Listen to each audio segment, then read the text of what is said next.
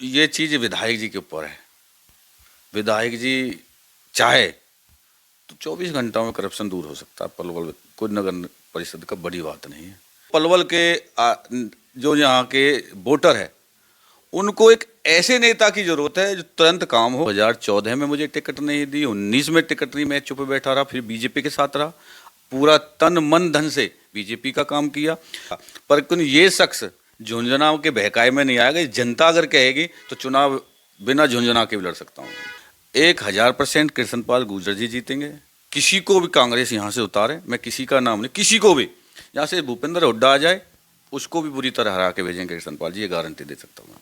एक सबसे बड़ी है पलवल मांगे मेट्रो, एक सबसे बड़ी है पलवल मांगे मेट्रो। हमारे जो विधायक है या कोई भी है मांग ही नहीं कर रहे। हमारे जो विधायक है या कोई भी है मांग ही नहीं कर रहे, मांग ही नहीं कर रहे, मांग ही नहीं कर रहे।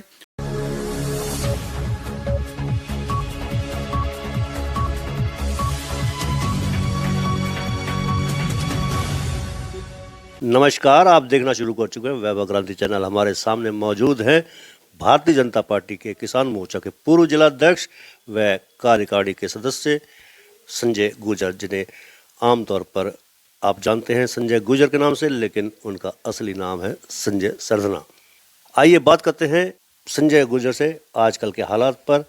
2014 में हथीन विधानसभा क्षेत्र से लगातार सक्रिय रहे थे, टिकट के प्रबल दावेदार भी रहे थे, लेकिन आजकल पलवल विधानसभा क्षेत्र से जुड़े हुए। गुर्जर जी, चुनाव आने वाला है, क्या तैयारियां आपकी? क्योंकि आप पहले 2014 में हथीन विधानसभा क्षेत्र से टिकट के दावेदार थे, लेकिन अब 2019 के बाद 2024 में आप पलवल विधानसभा क्षेत्र से लगातार सक्रिय हैं। क्या करेंगे, टिकट मिलेगी?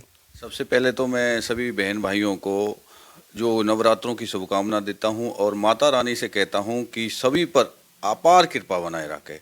2024 में जो मैं आप कह रहे हो पलवल और हथीन और होडल में तो एक समझता हूं जी।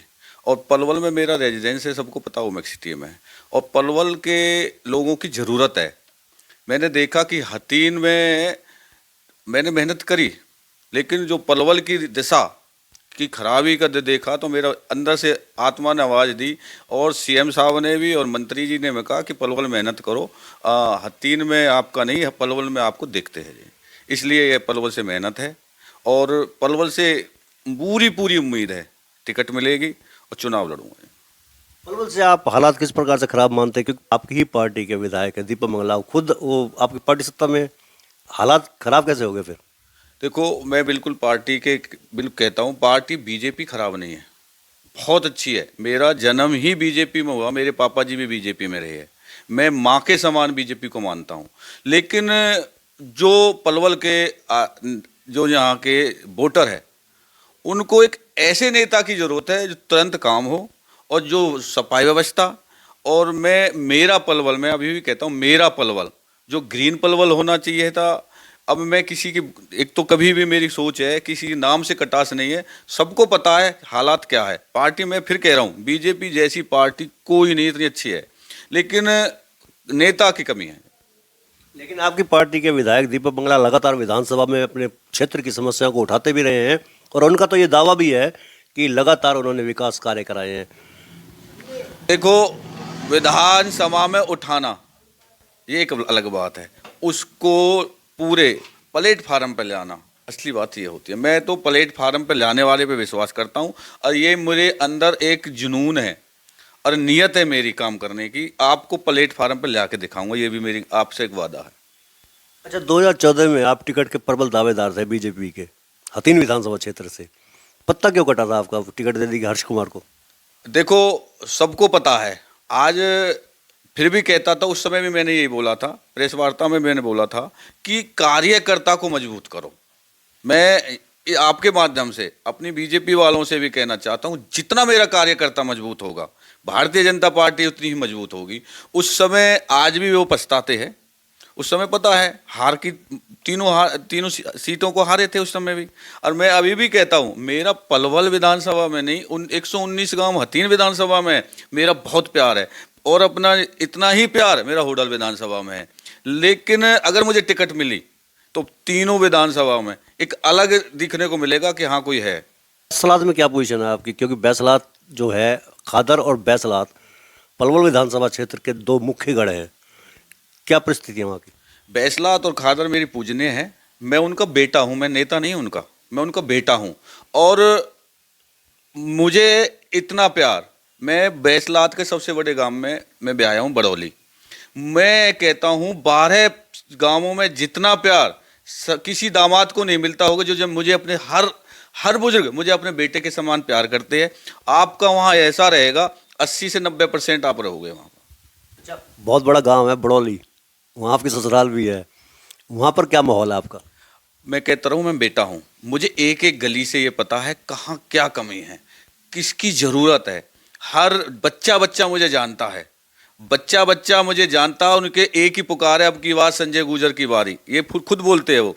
मैंने खुद ने नहीं चाहा था कि मैं चुनाव लड़ूँ में, लेकिन मुझे बुजुर्ग यहाँ आए, कम से कम 15-20 बुजुर्गों ने बोला है कि पलवल की ज़रूरत है बेटा, तेरे अंदर ये टैलेंट लगा लो। सबसे पुराना कार्यकर्ता मैं नहीं, आप किसी भी बीजेपी वालों से पूछ रहे, पुराना जो भी है, चंद्रभान गुप्ता जी से बात करो आप जाके कि सबसे पुराना कार्यकर्ता गुजरों में कौन है, वो संजय गुर्जर है। ये आपको भी पता है और सभी बीजेपी वालों को पता है। अच्छा, गुजर बेल्ट की बात की जाए तो गुजर बेल्ट का बैसलात जो है 2018 से जो एंट्री गेट है बैसलात का, रसूलपुर रेलवे ओवरब्रिज, 5 साल से लगातार काम रुका हुआ, आपने आज तक आवाज़ नहीं उठाई।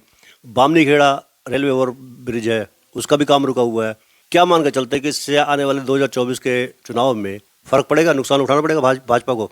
देखो, आवाज़ उठाने की बात मैं बताऊं आपको, मेरे पे जब भी मैं दुख और सुख में जाता हूं, वहाँ मुझे ये दिक्कत मिलती है, भाई आपकी सरकार है, क्या दिक्कत हो रही है। मैंने कम से कम 3-4 बार मंत्री जी से बात करी है, वो आश्वासन दे रहे हैं। मैंने उनसे ये भी कहा है, जो ये ठेकेदार है ब्लैक लिस्ट करो, और ठेकेदार ब्लैक लिस्ट के कार अगर टाइम पे नहीं तो उसमें मुकदमा दर्ज कराना चाहिए। ये पलवल नेता की कमी है, आज फिर बता रहा हूँ मैं, ये केंद्र का काम नहीं है। मेरे केंद्र सरकार में आपको पता ही है, जो काम गडकरी जी बोलते हो करते हैं, लेकिन जो हमारा पलवल के नेता में ये है कि उनको ब्लैक लिस्ट करके तुरंत उनमें मुकदमा दर्ज कराओ और दूसरा ठेकेदार लाओ। तो अगर नहीं होता तो मेरी बात थी 14-15 तारीख में, मंत्री जी तो होनी थी, लेकिन अभी नहीं, अभी जैसी मुलाकात होगी उनके पूछूंगा, नहीं तो कुछ ना कुछ करेंगे इसमें। अच्छा, केंद्रीय मंत्री कृष्णपाल गुर्जर ने आपको भी टिकट का आश्वासन दे रखा है। आप जैसे आधा दर्जन नेताओं को उन्होंने अलग अलग समुदाय के लोगों को टिकट देने का वायदा कर रखा है, ऐसा चर्चा है। इसके पीछे कहा जा रहा है कि लोकसभा का चुनाव है 2024 में, और उसके बाद 6 महीने बाद विधानसभा के चुनाव है, इसलिए झुंझुना हर किसी को देते जा रहे हैं। देखो, कृष्णपाल जी मेरे गुरु जी है, आप कृष्णपाल जी से अलग से पूछ भी लेना कभी भी, बेशक ये कि संजय गुर्जर के पहले क्या पलवल के आपका कोई सबसे अच्छा कार्यकर्ता आपका निजी था, कोई सबसे पुराना कार्यकर्ता मैं हूँ। उनको ये सबसे कहता कि आपकी मोदी की सी लहर है। अब मोदी की सी लहर आप पूरे देश में अंदर पता ही है, आपको तीसरे नंबर पे आए जीत में भी। तो कृष्णपाल जी झुंझुना वाली जो बात कही है, मुझे नहीं पता कि झुंझुना किसी किसी को दे रखा, पर ये शख्स झुंझुना के बहकाए में नहीं आएगा। जनता अगर कहेगी तो चुनाव बिना झुंझुना के भी लड़ सकता हूँ। अच्छा, लोकसभा चुनाव पहले होने हैं तो कृष्णपाल गुर्जर लगातार तीसरी बार टिकट के दावेदार हैं और जीत की संभावना भी वो व्यक्त कर रहे हैं, उनके समर्थक भी। हैट्रिक लगाने का उनका दावा है। पिछली बार 6.5 लाख वोटों से जीते थे, इस बार दावा ये कर रहे हैं कि 7 लाख या अधिक मार्जिन से वो चुनाव जीतेंगे। लेकिन पलवल के विधानसभा क्षेत्र से प्रत्याशी करण सिंह दलाल जो पूर्व मंत्री हैं, उन्होंने भी दावा ठोक दिया है। कैसा मुकाबला मानते हैं आप? देखो, मैं कभी भी एक सोच है मेरे गुरुजी कृष्णपाल जी भी कहते हैं इस बात को, किसी के नाम लेके किसी की बुराई नहीं करनी चाहिए। देखो, उनका हक है, पुराने नेता है दलाल साहब, लड़ना चाहिए इलेक्शन, मैं तो ये कहता हूँ।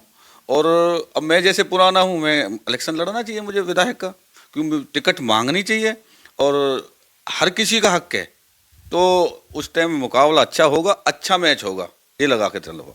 अच्छा मैच होगा, पासा पलट भी सकता है, क्योंकि अगर 2 बार बन चुके हैं और सरकार के खिलाफ तकरीबन मतदाताओं में तीसरी बार आक्रोश भी झलक कर आ जाता है, विरोध भी झलक कर आ जाता है।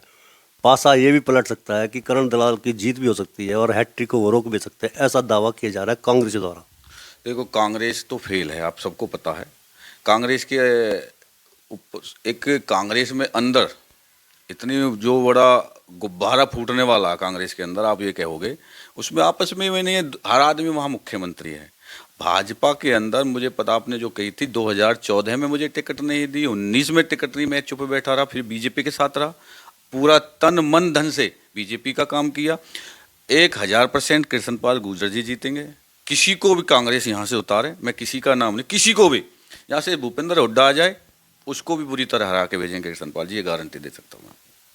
अच्छा, लगातार 2 बार आपको टिकट नहीं मिली है, टिकट ना मिलने की हैट्रिक आपके साथ भी अगर हो जाए संजय सरधना के साथ तीसरी बार, फिर आप क्या करेंगे? मैं जनता का, अभी मैंने कहा बैसलात का, जो मैं बैसलात का एक बेटा हूँ, मैं नेता नहीं। मैं अपने जो भी मेरे मिलने वाले सबको इकट्ठा करूँगा, जनता जो कहेगी मैं जनता के उस पर टिकट पे चुनाव लड़ूंगा, ये चुनाव लड़ूंगा ये करके। पूर्व मंत्री करण सिंह दलाल अपने मंचों से खुलेआम ऐलान भी कर रहे हैं और चैलेंज दे रहे हैं बीजेपी के नेताओं से कि सार्वजनिक मंच पर आकर बहस करें, जनता के वायदों पर खरे उतरे हैं तो हम चुनाव नहीं लड़ेंगे, अगर जनता के चुनावी वायदे पूरे नहीं किए हैं तो वो कहें कि चुनाव नहीं लड़ेंगे। आप क्या कहेंगे?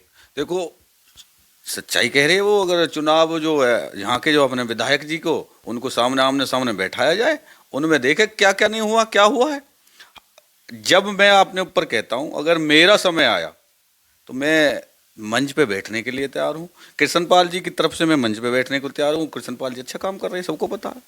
और कृष्णपाल जी की देन है, अभी देखना, अभी तो हमारा तहसीली बना है जो बड़ौली, अभी मैं ब्लॉक ही बना है, तहसील बनेगी बड़ौली, और कॉलेज भी आया बड़ौली में, काफ़ी हसनपुर में कॉलेज आया है, और काफ़ी अच्छे का है, नवोदय आया है, काफ़ी चीज़ जो कृष्णपाल जी कर रहे हैं, बहुत अच्छा कर रहे हैं। अच्छा, टिकट अगर आपको मिलती है या आप विधायक बनते हैं तो आपकी प्राथमिकताएं क्या क्या होंगी, जो आप ये मानकर चलते हैं कि ये विकास नहीं हुआ, ये नहीं हुआ, ये होना चाहिए था, ये करना चाहिए था? सबसे पहले प्राथमिकता मेरी होगी पलवल के अंदर 1 लाख पौधे लगाने, और जिनको मैं गोद लूँगा। लोग विधायक बनने के बाद गांव गोद लेते हैं ना, फिर देखते नहीं, कुछ विधायक ऐसे हैं मैंने देखा। मैं 1 लाख पौधे गोद लेकर, अपनी भी जो भी रख रखाव होगा, खर्चा होगा, मैं चाहता हूँ मेरा पलवल ग्रीन होना चाहिए। ग्रीन पे कोई काम नहीं कर रहा, आप ये पता है, देख रहे हो आपके। मेरा पलवल सबसे पहले काम ये होगा। दूसरा, मैंने पहले भी बोला, शिक्षा, जितने भी स्कूल है, स्कूल अगर मुझे विधानसभा में पहुंचा दिया, हर हफ्ता एक स्कूल में जाके उसमें जो भी कमियां हैं, वो कमियां को पूरा विधानसभा में उठाऊंगा ही नहीं, मैं वहां से करा के ले आऊंगा। मेरे अंदर ये जज्बा है। शिक्षा के अलावा रीजनल सेंटर जो अभी तक नहीं लेकर आए कोई भी, उससे लेके आऊंगा। एक स्पोर्ट का बहुत बड़ा, पलवल के अंदर एक स्पोर्ट का अलग इतना बड़ा, मेरी तो मैंने पूरा डिस्ट्रिक्ट के लिए 10, आपसे कहिए पहले स्टेडियम के लिए, पहले भी बोला है, 10 स्टेडियम पलवल, और एक जो एम्स पलवल की जो मांग है, वो अगर मैं 1 साल के अंदर नहीं लेके आया तो मैं लोगों से कह दूंगा अगली बार चुनाव नहीं लड़ूंगा। एक सबसे बड़ी है पलवल मांगे मेट्रो। हमारे जो विधायक है या कोई भी है, मांग ही नहीं कर रहे। पलवल मेट्रो की जरूरत है, तो एक मेट्रो, ये 5 से 7 चीज है जो सबसे पहले मेरे प्राथमिकता होगी। सरपंच आंदोलन कर रहे हैं ई टेंडरिंग और राइट टू रिकॉल को लेकर। 3 अप्रैल को दिल्ली के जंतर मंतर में भी उनका प्रदर्शन होना है। आज शाम को उनकी मीटिंग भी है पलवल में जिले की, जिसमें प्रदेश के अध्यक्ष आ रहे हैं सरपंच एसोसिएशन के। सरकार आपके पंचों की मांग को मान क्यों नहीं रही? क्योंकि ई टेंडरिंग का सबसे बड़ा विरोध कर रहे हैं वो लोग। देखो, सरपंच की मांग जायज़ है, मैं बीजेपी में होते हुए भी कहता हूँ इस बात को। वो हमारी तीसरी पंचायत है और नीचे से पहली पंचायत है, वो बिल्कुल जायज़ है। और जो ई टेंडरिंग है, ई टेंडरिंग होनी चाहिए, लेकिन उसके पेमेंट बढ़ानी चाहिए। इस पे विचार भी कर रही है सरकार, और जल्दी मेरे हिसाब से जो 5 करी थी उस समय सरकार ने, क्योंकि सरकार में हम कह ही तो सकते अभी हमारा साझा नहीं हुआ है। सरकार में साझा होता तो हम दिखाते कि कराते, कैसे भी कराते, और ये कम से कम 10 लाख का होना चाहिए। 2 लाख से 5 करा, ये 10 होगा, और जल्दी 10 होगा। सरकार इस पर विचार कर रही है। राइट टू रिकॉल पर भी विरोध कर रहे हैं वो लोग। देखो, वो राइट विरोधी तो कहीं भी नहीं हो सकता, जो कह रहे हैं ना, कोई हो भी नहीं सकता होगा। किसी भी गांव में जो सरपंच बन गया, हमारे अभी भी गांवों में अधिकतर इतना विरोध नहीं है, आपस में भाईचारा है। जो बना जीता, अपनी मेहनत से जीता है, उसे काम करने का मौका दिया जाए, और काम करके दिखाता है तो ठीक है, नहीं तो 5 साल अपने आप भगा देती है जनता उनको। एक नगर परिषद में जमकर करप्शन होता है, इसको लेकर आप क्या कहेंगे कि परिषद में जो करप्शन हो रहा है उसकी रोकथाम कैसे करेंगे? देखो, ये चीज़ विधायक जी के ऊपर है। विधायक जी चाहे तो 24 घंटों में करप्शन दूर हो सकता है पलवल कोई नगर परिषद का, बड़ी बात नहीं है। तो उनके ऊपर है, आप उनसे एक बार जाके बात करो। अभी मेरे, अगर मैं फिर कह रहा हूँ, जुनून है मेरे अंदर और मेरी नीयत भी है, और जिसकी नीयत होती है ना वो काम कभी रुकता नहीं है, ईश्वर ही उसका साथ देता है। और भूटानी जी, आप जो मेहनत करते हो इस उम्र में, मैं बहुत बड़ा आपका दीवाना हूँ इस बात पे। मैं पीछे भी कहता हूँ, इस उम्र में भी भूटानी जी जो युवा दिखते हैं, कुछ ना कुछ है आपके अंदर। तो मैं तो आपके हमेशा छोटे भाई की तरह आपके प्यार करता हूँ और करता रहूँगा। मुख्यमंत्री जी ने घोषणा और की है, प्रत्येक अधिकारी, डीसी, एसपी, एसडीएम खास तौर से प्रतिदिन सुबह 11 बजे से लेकर 1 बजे तक जनता की समस्या सुनेंगे। इस दौरान ना वो वीडियो कॉन्फ्रेंसिंग करेंगे, ना कोई अन्य मीटिंग करेंगे, केवल जनता की समस्या सुनेंगे। इसके पीछे क्या मान कर चल रहे हैं कि 2024 का डर है?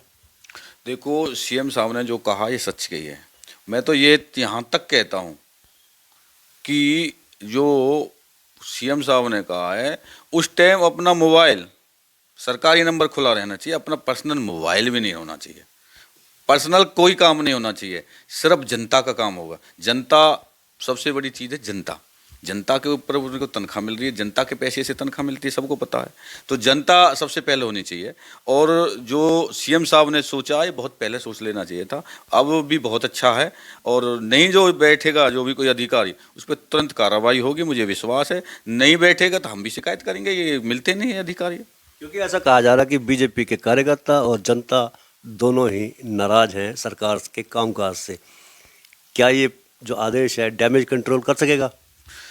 देखो, नाराजगी और उसकी तो मैं क्या बताऊं आपको, लेकिन सच्चाई है, आज जो जनता कह रही है, अधिकारी अभी अच्छी तरीके के काबू में नहीं है, ये सच्चाई है। अधिकारियों को जो काबू में लाने की कोशिश चल रही है, जो पहल अच्छी करी है सीएम साहब की, बहुत अच्छी बात है कि जो बैठना ही चाहिए, ऑफिस में मिलने ही चाहिए।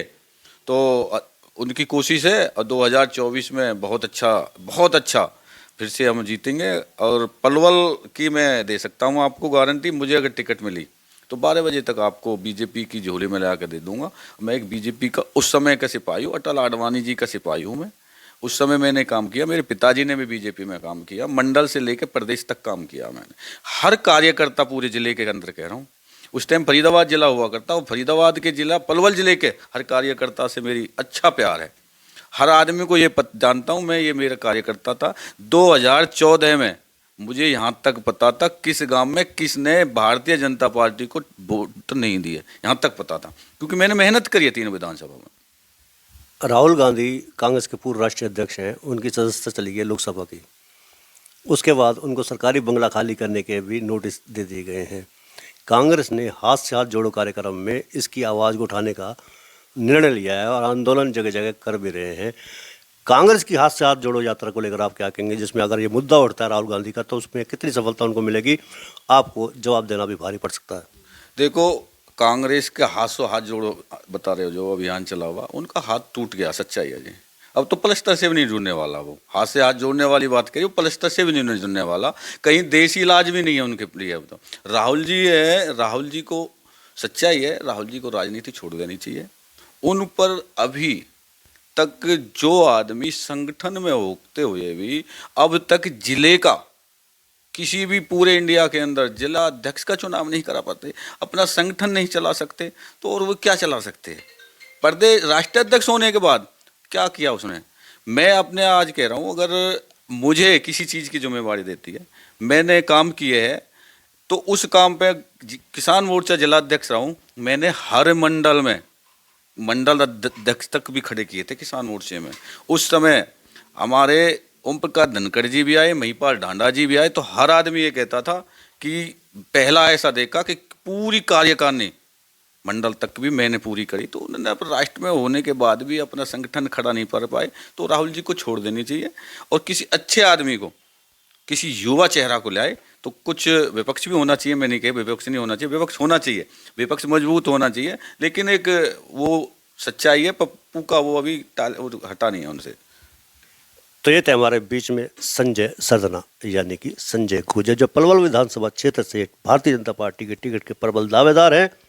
दावा किया है कि अगर उन्हें पार्टी टिकट देती है तो दोपहर 12 बजे से पहले पहले की सीट है वो भारतीय जनता पार्टी की झोली में डाल देंगे। उन्होंने दावा किया कि कृष्ण पाल गुर्जर लगातार तीसरी बार सांसद बनेंगे और मंत्री भी बनेंगे। केंद्र में मोदी सरकार फिर से आएगी और प्रदेश में मनोहर सरकार का बनना लाजमी है। नीचे जो आप देख रहे हैं यूट्यूब चैनल, इसको आप लाइक करें, सब्सक्राइब करें, कमेंट बॉक्स में जाकर प्रतिक्रिया दें। इस लिंक को ज़्यादा से ज़्यादा शेयर भी कर दीजिए। हालांकि अक्सर ऐसा कम करते हैं, लेकिन आप अवश्य कीजिएगा। धन्यवाद। जय हिंद, जय भारत।